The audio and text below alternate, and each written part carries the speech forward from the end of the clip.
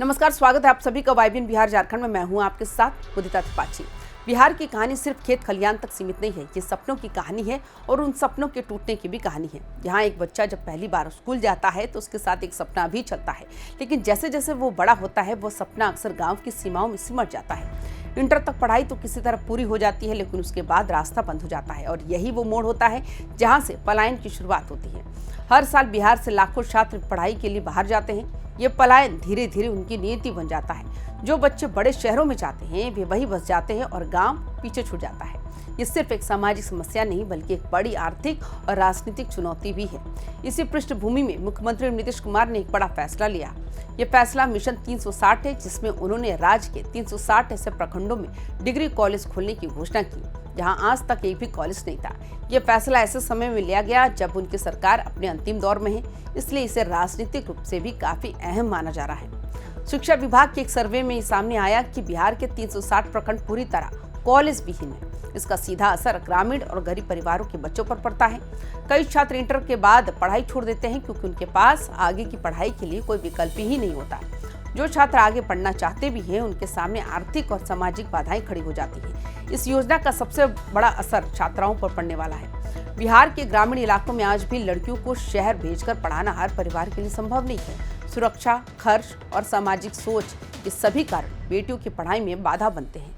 ऐसे में अगर प्रखंड स्तर पर ही कॉलेज उपलब्ध होगा तो लड़कियों की पढ़ाई जारी रह सकेगी और ड्रॉप आउट रेट में कमी आएगी। सरकार ने इस योजना को तेजी से लागू करने का लक्ष्य रखा है। कोशिश है कि इसी शैक्षणिक सत्र से पढ़ाई शुरू हो जाए। इसके लिए अस्थायी भवनों में क्लास चलाने, शिक्षकों की बहाली और जरूरी संसाधनों की व्यवस्था को प्राथमिकता दी जा रही है। अधिकारियों को साफ निर्देश दिए गए हैं कि इस काम में किसी भी तरह की देरी बर्दाश्त नहीं की जाएगी। अब तक बिहार के छात्र पटना, मुजफ्फरपुर और भागलपुर जैसे शहरों में पढ़ाई के लिए जाते रहे हैं। वहां उन्हें महंगे किराए, भोजन और अन्य खर्चों का सामना करना पड़ता है।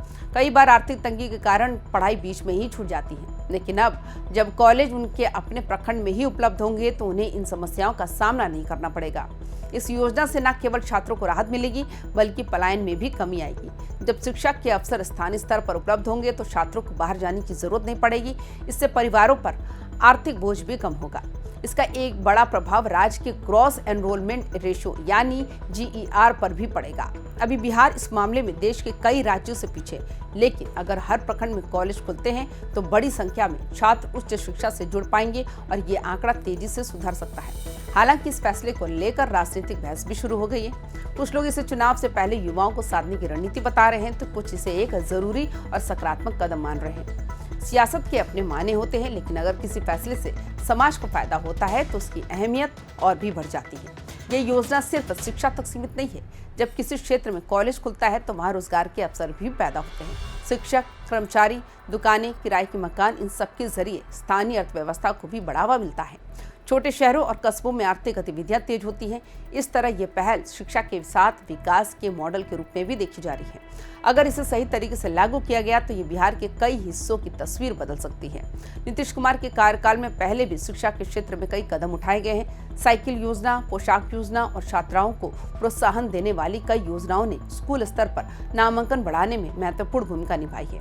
अब ये नई पहल उच्च शिक्षा के क्षेत्र में उसी बदलाव को आगे बढ़ाने की कोशिश है।